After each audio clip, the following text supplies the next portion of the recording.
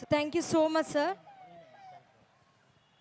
So next వాళ్ళ లైఫ్లోని challenges overcome చేసామంటూ సో మన ముందుకి ఒక ఇన్స్పిరేషనల్ స్టోరీతో వస్తుంది.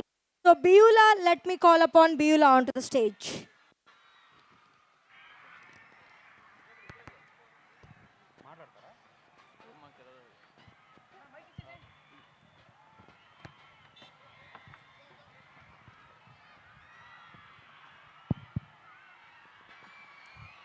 Good evening, one and all.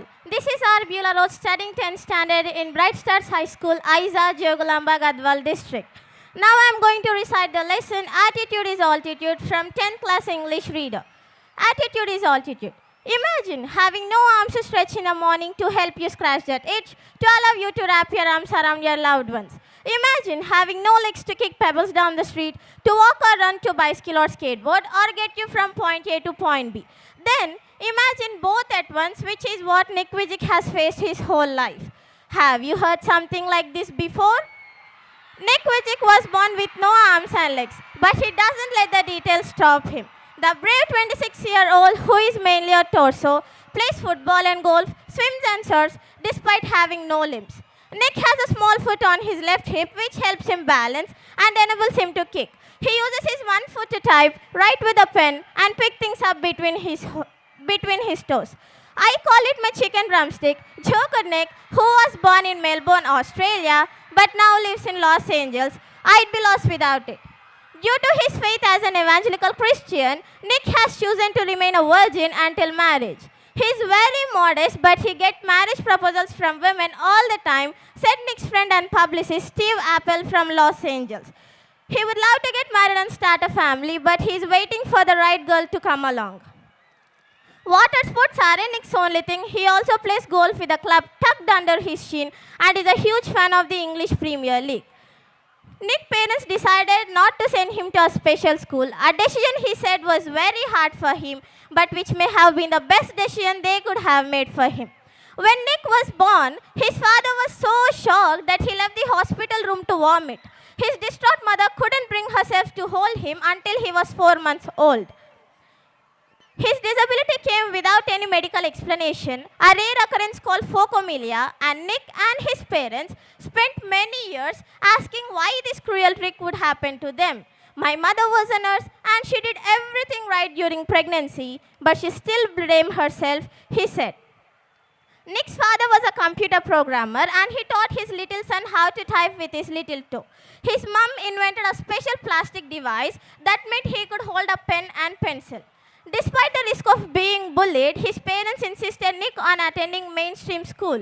It was the best decision they could have made for me, adds Nick, who later achieved a degree in financial planning and real estate. At age 10, Nick tried to drown himself in the bath, but luckily the attempt was unsuccessful. I felt there was no purpose when you lack purpose and strength.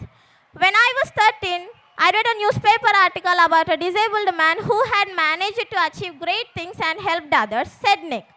I realized why God had made us like this, to give hope to others. It was so inspirational to me that I decided to use my life to encourage other people and give them the courage that the article had given me.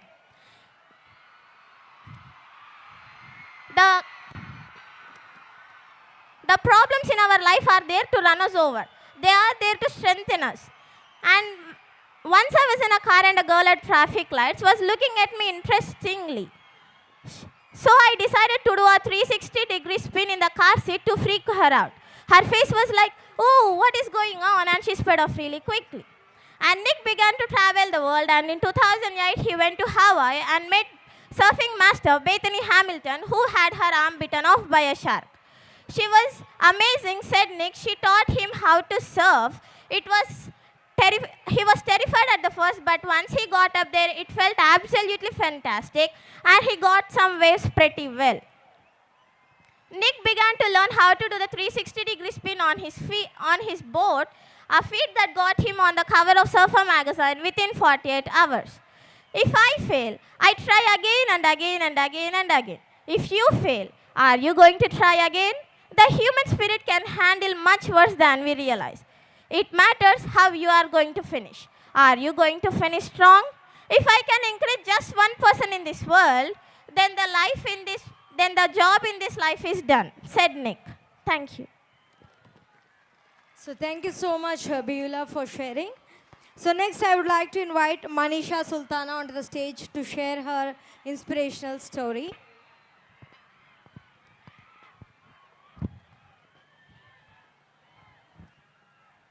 Introduce with your name as well as what are you studying. Good evening, everyone. I am Manisha